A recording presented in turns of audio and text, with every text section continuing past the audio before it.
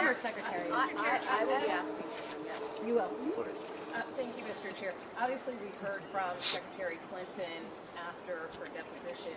She described the session as repetitive. She said it veered off topic. She was asked about things like UFOs, Pizzagate. Can you explain why those topics were brought up, and also in light of the release of that photo? And she also said there were substantive questions yesterday too, but one reason there were repetitive questions about Epstein is because we went through every email and every correspondence that implied Hillary Clinton and Jeffrey Epstein communicated often. You all have seen the email where he said that she looks better in person and all of that. Those were questions we asked. So every item of evidence that would suggest Hillary Clinton and Jeffrey Epstein had a close relationship, we went and asked about that. So it may have seemed repetitive because there was a lot of documentation that would suggest that she had a relationship with Epstein. And so, to be clear, Secretary Clinton actually asked the microphone, about the NDAA. please.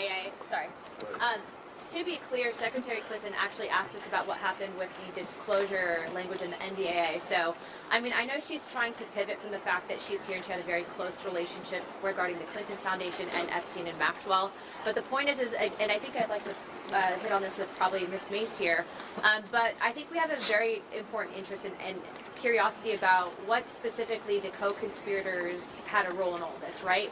We know for a fact that some of these were women, and I think that today, at least with my line of questioning, you know, I'm curious about that. Why is it that these women were giving plea deals as adults for trafficking minors?